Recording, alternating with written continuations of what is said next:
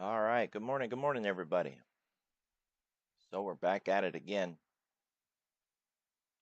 It looks like the ceasefire has been extended indefinitely, but we still have a crisis with the Strait of Hormuz and no resolution to the global energy crisis that is continuing to stack up.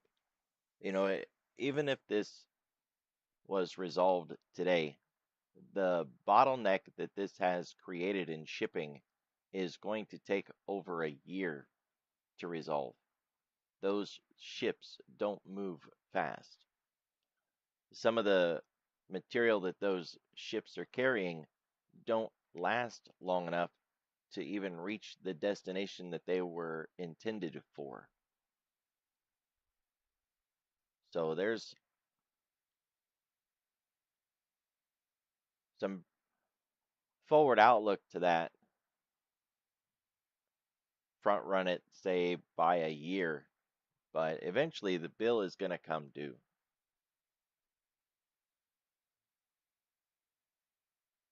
So markets kind of happy with the status quo. Small caps up the most. When we see this small cap run in the pre-market, want to keep our eye on it when we get into the open. What we typically see is after we get into the open, small caps sort of slow down and take a back seat, and then the NASDAQ tends to lead after that.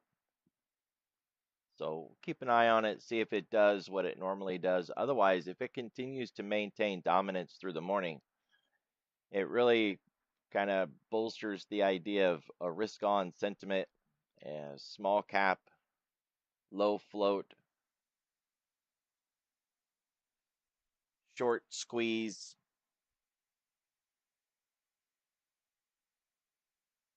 Doesn't really, it's not a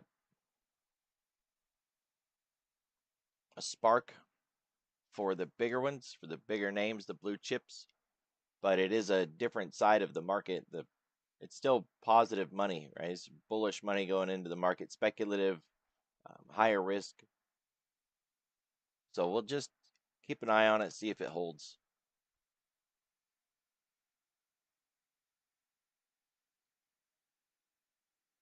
So looking at Market Watch, this page is really just for U.S. scheduled economic events and only the big stuff.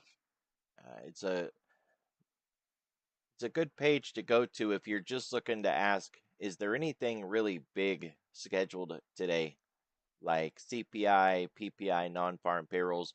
If it's not a real big one, it won't last. It won't even show up here, right? And then a lot of the ones like these business inventories and pending home sales, a lot of those don't really hit hard. But we got nothing here. But if you look at FX Street, this is good for global markets and it gets more nuanced. A lot of the smaller details end up here. You can see today we got the 20-year auction. It's kind of a big deal. That's at 1 o'clock.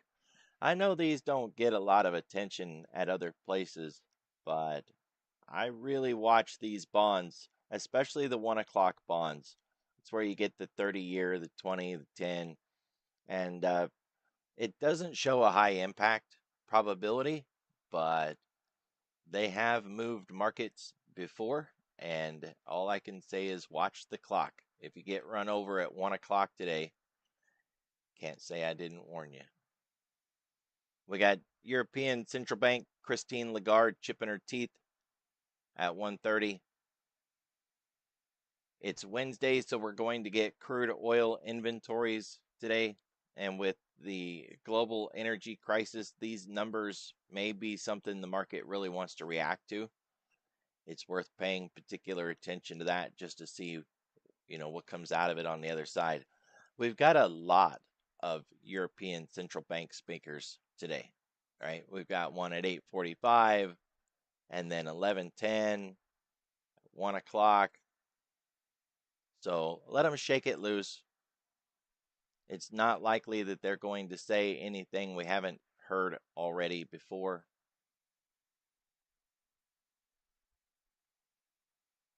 And it's doubtful that they have anything relevant to add anyways.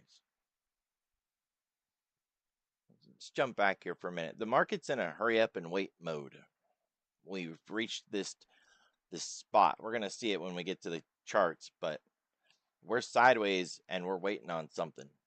I keep crawling through this data and looking ahead in the calendar. What are we waiting on? And it's not in the calendar. They're waiting for probably the deadline on that straight, right? The ceasefire and all of that, but now we're past it. So now what? Why are we still sitting here? I don't have an answer. But I'll warn you that, we won't sit here waiting forever. So anticipate that a trigger is coming, and so is a move. There's an old tool we were using, still use it, but I mean this tool really taught us a lot about what happens when a market goes sideways. It's the RSI Laguerre. And when you use this Laguerre tool, it showed us that a market sideways is a market that's generating energy. It's like plugging your phone in to get a charge. And when markets make a move, sometimes it's moving with the energy that it just stored up from going sideways. And other times it's moving to create energy. The analogy that I've used in the past is take a ball out in the yard and throw it for your dog. You throw it, you put energy behind it. As it moves, it loses energy and then it hits the ground. Makes sense. Take a ball to a tall building and drop it. As it falls, it picks up speed, it picks up energy. So when a market is moving, it can move to spend the energy that has been accumulating, or it can move to accumulate energy. Generally, if we're going sideways, we're building up energy. It isn't just a market that's stuck or broken or paused. It's charging.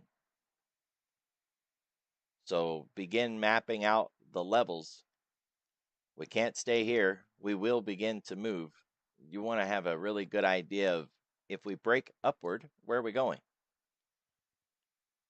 And if we break downward, where are we going? You don't have to guess which way we're going to go. Just understand that once the break begins, you've got a really good idea of where we're headed.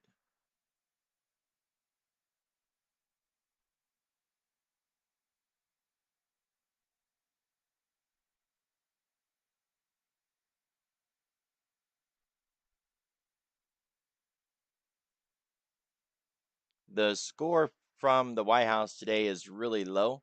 It doesn't look like he has any scheduled events that are high risk. Of course, he has his phone, so he can just, post things whenever he wants, but there's no pressers or any sort of events on the docket today that is concerning. The sentiment gauge is almost at 70. Active buying, risk on, for all the reasons: short covering, surge, AI chip demand, sentiment reversals, ceasefire jitters. Add it all up, markets risk on. If this was our pause day yesterday, then that would be the pullback before the continuation. So we're going to be looking for that flip.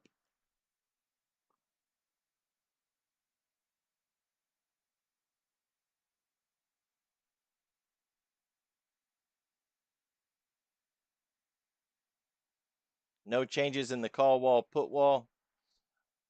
We're still above the volatility trigger and zero gamma. So in a positive gamma environment, for dealers to stay neutral, they will sell into strength and buy into weakness, which means if we attempt to break out, dealers will sell into it. And if we attempt to break down, they'll buy into it. That's their behavior when we're in a positive gamma environment. Now you can see this white line here. It's the 3-day moving average. It's this white line over here from this daily chart, right? And we have been outrunning that white line, which is that strong bullish move that we had. But now we're going sideways, right? We're in this box.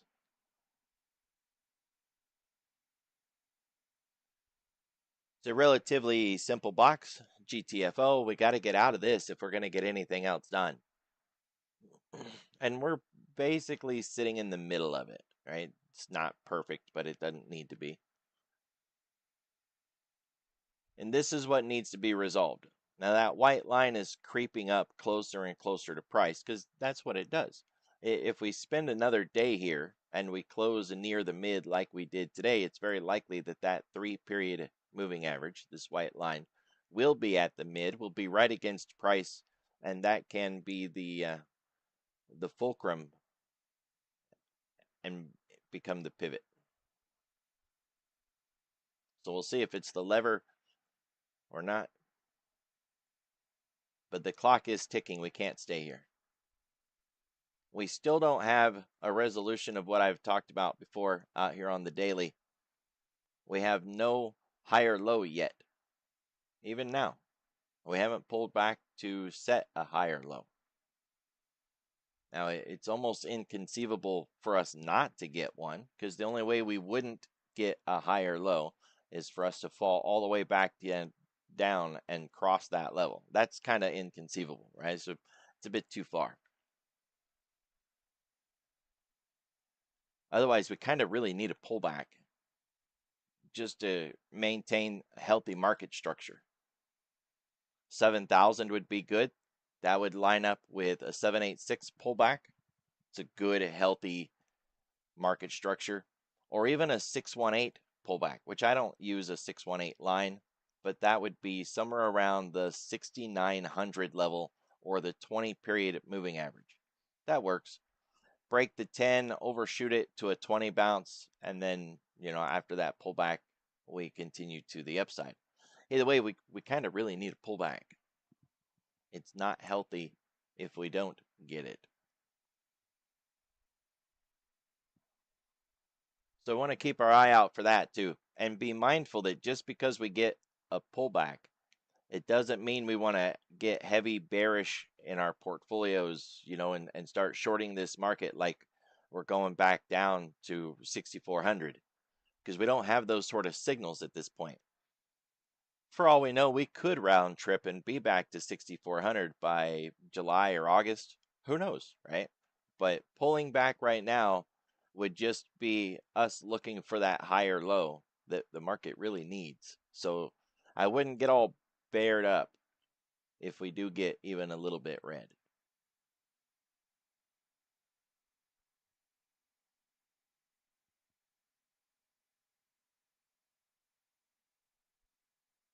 April 17, this is your candle of control. We are IX10 inside of this bar right there. 71.32 cog line as the mid. Get out of this to get anything else done. IX10 just means that we're inside day and it has lasted multiple days. So nothing fancy in that, right? Now, if we were inside day and it was a really narrow day, and then we were inside of that 3, 4, 5 days in a row, that would be a really amazing signal. We don't get a lot of those, right? It's kind of rare for the indices.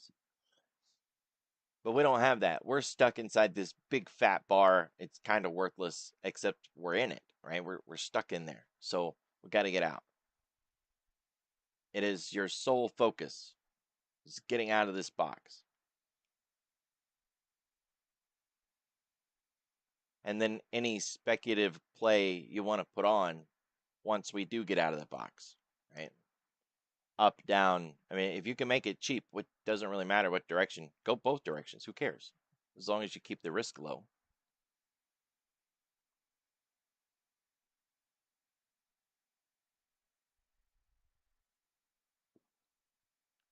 They're not hedging this morning. Whatever we're waiting on, it isn't here yet. The average daily range is 1.5, so it's starting to shrink a little bit. It was 1.6 the other day. In the last month, our average daily movement has maintained a distance pretty much inside the two red lines here. That's what the ADR is. So if today remains kind of a blah day, like we have been seeing with no real control of bulls or bears, then it's very likely we're going to just hang out inside these two red lines. If we get bearish, lower yellow, and if we get bullish, upper yellow. That would be the full ADR from the Globex all the way up or all the way down, as opposed to splitting it in half.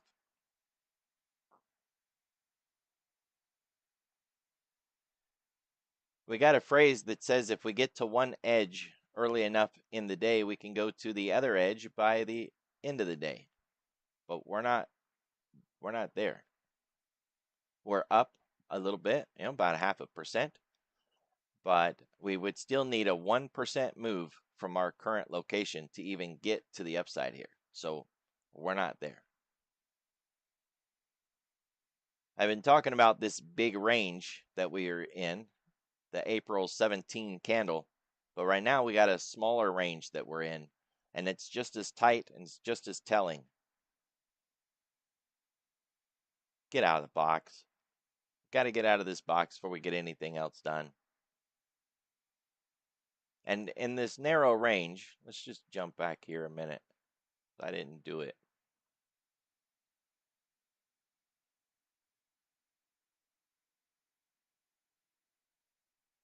Overnight volume 80,000. The average is around 50,000. So when I bring this up in the morning, I'm really just looking to ask the question, hey, was there anybody even working last night? Did they get anything done? Because, on a candle chart, you're going to get a candle whether you had any volume or not. It might end up just being a doji, but you'll get something. So we want to be able to answer that question. Was there anybody here doing anything last night? We have a sideways market, so whatever they did do, it wasn't strong enough to influence us higher or lower. We have above average volume, and what did they get for their efforts? Nothing. Absolutely nothing. But it does imply that they've got a lot of fuel at their disposal.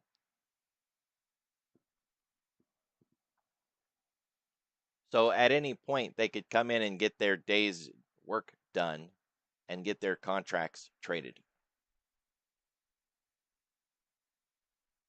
The threat was, and the reason we went back to look, if you have a narrow morning like this where price hasn't moved at all and there was no market participation last night, that you either had a market that was closed, say like Asia was on holiday or Europe was on holiday, something like that, or that they actually were sitting out waiting for an event this morning. We should have seen hedging if that was the case, but not always. That's why we wanted to back up and look to see if there actually was good participation last night. Today's floor pivot is lower than yesterday. That's bearish. Price opened above it. That's bullish. We're still above the weekly pivot, and we didn't overshoot it yet. All right, we've been talking about this on the week, getting above that by 4.5. It kind of puts us in this overbought scenario and makes it difficult to conceive of any move higher at that point. But we're not even close. We're at 2% ish. We was, right? So if we're not close enough to that, to have that as a concern, then we'll let that go. But keep your eye on that distance, right? If we run up and break yesterday's high and continue that drive to the upside, keep your eye on how far away from that weekly floor pivot we get.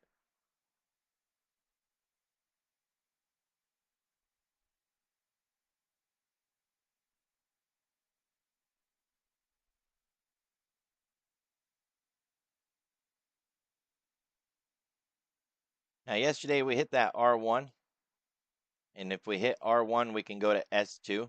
We didn't make it to S2, but we did get from R1 to S1.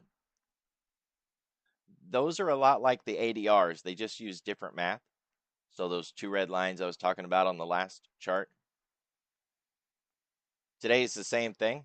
Whether we go to the ADR half up or down, or we go to R1 and S1, that's our range, right? It's not much to it. And a lot of times we would measure the distance from the floor pivot to R1 or the floor pivot to S1, and there's usually a path of least resistance. One side will be farther away than the other. Usually it's such a wide distance that you can see it easily, like this one versus that one, right? That stands out a lot. The red line is a lot farther away than the green line. It's easy. You can see it without really measuring anything. Then it got narrower here, but the red was still farther away. Now it's a lot narrower, and it's almost an argument that the green is farther away than the red. But if it's so close that you have to measure it, then there's really no edge to it. But if it stands out significantly, then the path of least resistance is the line that's farther away. We are transitioning from that bullishness to the bearishness, right?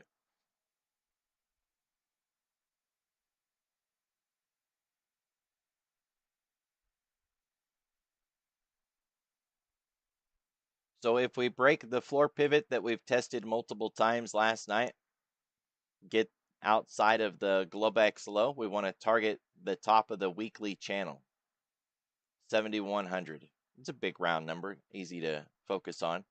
Then S1, and then the weekly pivot down here, 70.40.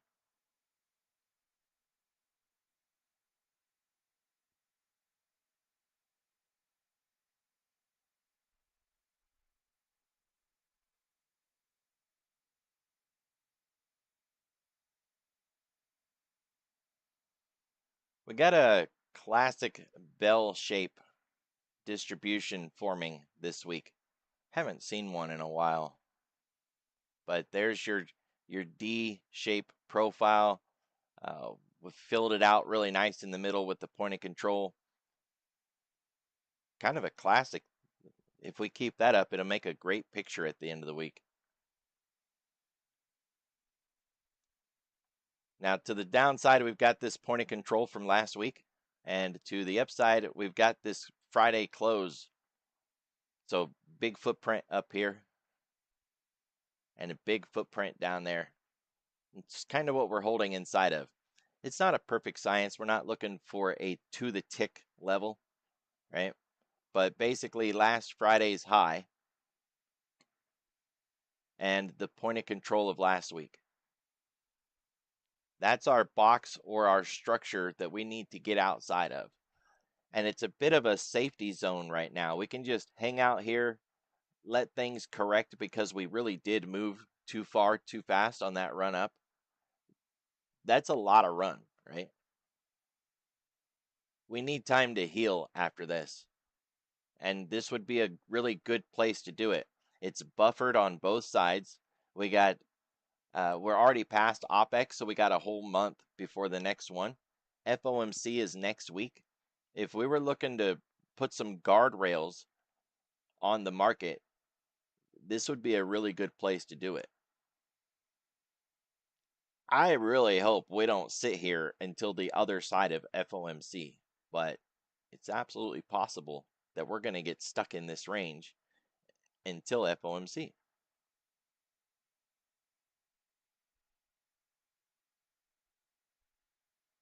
It's a 100-point range, should be able to put on a decent iron condor, but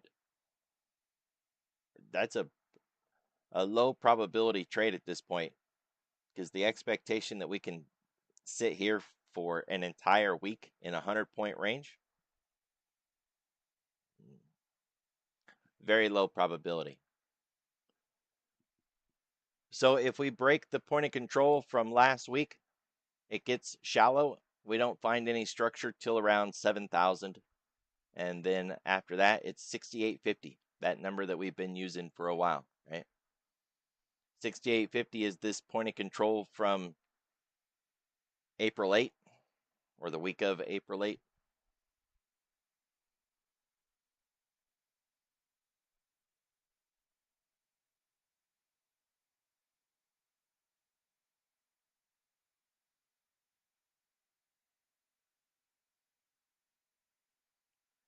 Ten-day, 30-minute volume profile in TPO. It's kind of a mess, but in another 30 minutes, we're going to lose that last candle, and we'll drop the chart down quite a bit. That'll narrow us up a little. Then over the next week, we should be able to wipe out those candles there, and we'll have a much cleaner distribution. That's if we don't run back down into that 68.50, that level that I just mentioned from the other chart. That is our current point of control, and we will get into those candles likely by Monday. We'll be done with them, right? So by Friday afternoon, we'll have just a little bit left. I'm sure at that point, the point of control will have moved, either because we sit up here and we bring it up on our own, or because we wipe these candles off the board, whichever comes first. And looking at how much volume we've put in up here, it doesn't look like it's going to take much more, and we're going to just bring it up there on our own by default. More often than not, it seems that we bring it up on our own rather than just move it by default, but got to let it play out.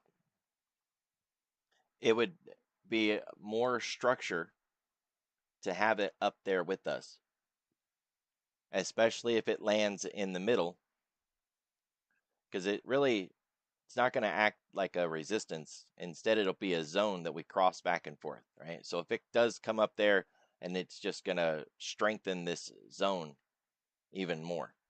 It give us something to lean against for a move higher if that's what the market wants to do. It'll provide structure.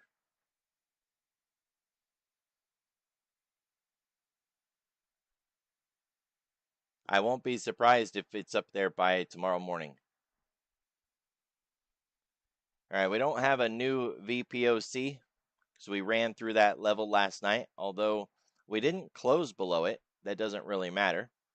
We tagged it, so it's not a VPOC. If you're not worried about the fact that it's been tagged and you just want to follow what the textbooks tell you, you want to bring this point of control over. Right? The textbooks are going to tell you to carry each of these lines forward, the value area high and low, the point of control, and place them into today's trading range. I've got enough pivots. I don't need to do that. I'm not really interested in it. I bring over the ones that haven't been hit, like this one down here.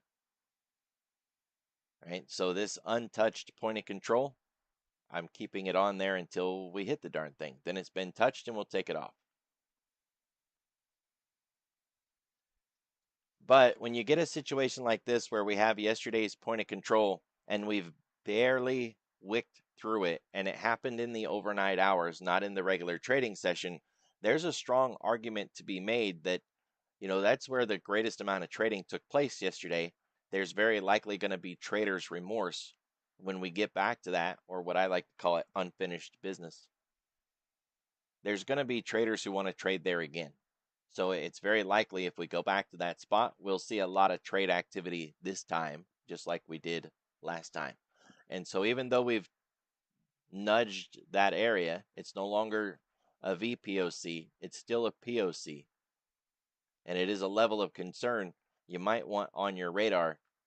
71.24. As if we do break down this morning, we're likely going to react at that level. Maybe get a first touch play or something like that.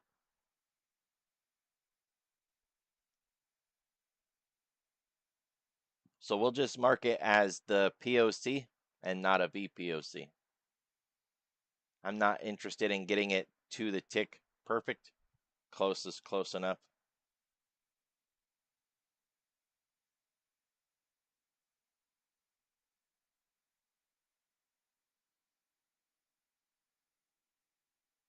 All right, this gray line is last Friday's close. We're still underneath it, so we've gotten nothing done all week.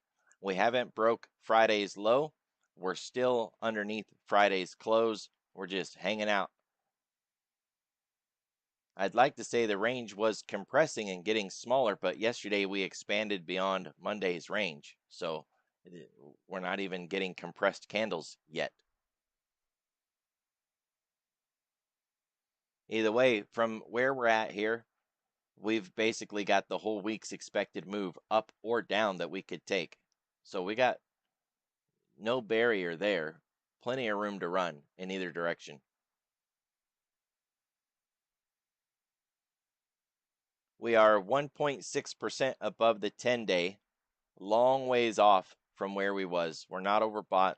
We're not overextended. It doesn't owe us anything.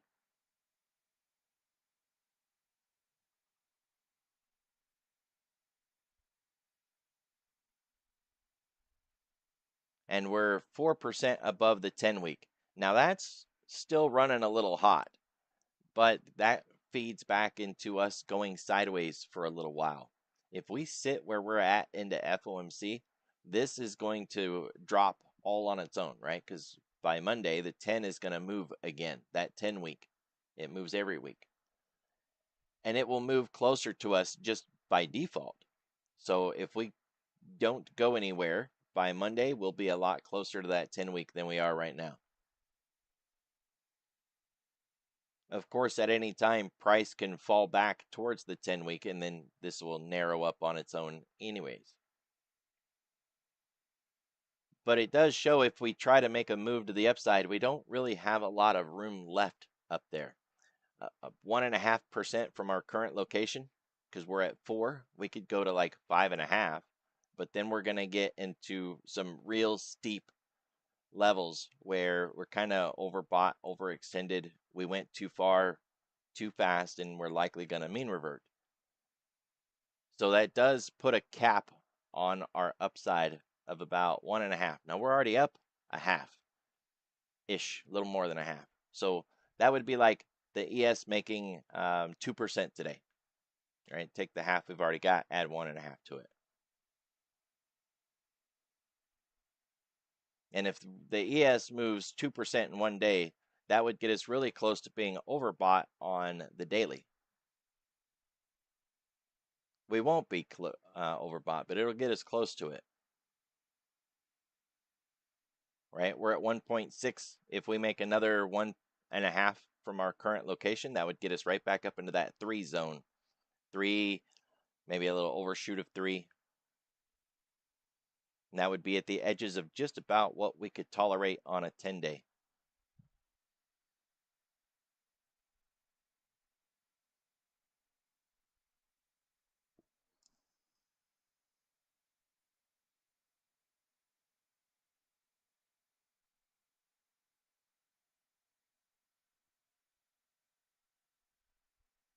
All right, looking at what's down this morning. The Mag 7 down volume is down. Yes, that's a double negative. And the VIX is down. That's not really helpful. Thanks for nothing. Looking at what's up this morning, just about everything else. Now the benchmark that we use is 0.5%. So all these things that are not up or down at least a half, they're just really not helping us out. And there's a lot here that isn't enough. But it's not always just how many things are up or down, it's what things are up and down. The Mag 7, the risk on complex like financials, technology, consumer discretionary, those are the market breadth that we want to see for a rally day. Now, market breadth hasn't been moving the markets. 0-day flows, dealer positioning, they're not in control on the 0-day on the intraday right now. Treasuries, Crude, and VIX are running the show. That can change though, so we still want to keep our eye on the market breadth. And when we say something like tech, well, I mean, that's really generic kind of tech. Got all kinds of tech. quantum, cloud computing, growth ETF all by itself, those kind of things. Mag 7, communications, those would be the kind of sectors. Chips, software. So we have the kind of growth names and growth sectors that we would want to see for a rally day.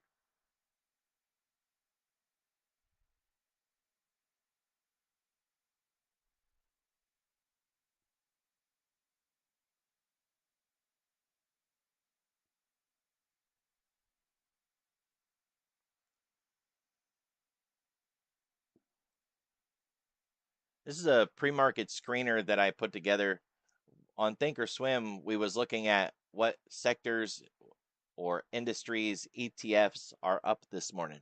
This is the stocks themselves, which stocks are up this morning. Now what we're looking at is the NASDAQ 100, and of course I benchmark it at 0.5%.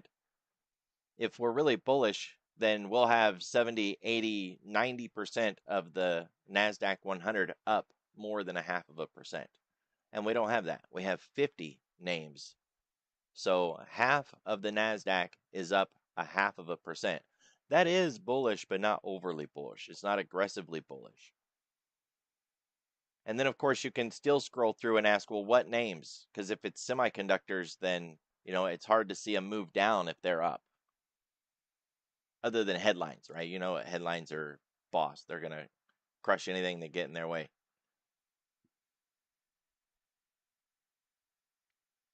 For the S&P, it's the same question, and oddly enough, we have the same answer. 50 names in the S&P 100 are up at least 0.5%.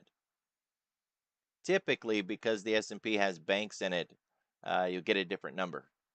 And we can see banks are in there this morning. Citigroup, Bank of America, Wells Fargo, some credit cards, and other financial groups. And yet we still have the same answer. 50 names are up this morning about 0.5%. So we certainly do have the market breadth, and it is spread out like a rising tide lifting all boats. It's really good.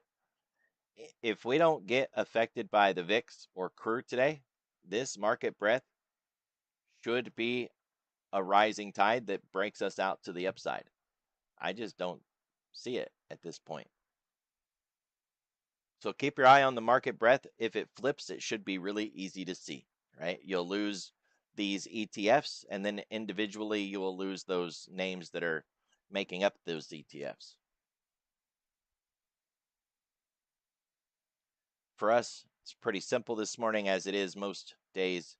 GTFO. Get out of this box if you want to get anything else done.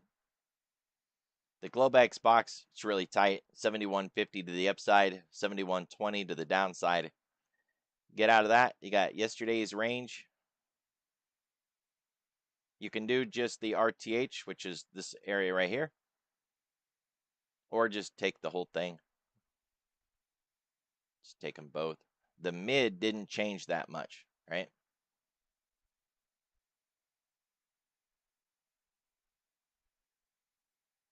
Now you can see that the ADR half is inside of yesterday's range. We don't need a breakout to get to the upper edge, but we will need a breakout to get to the lower edge.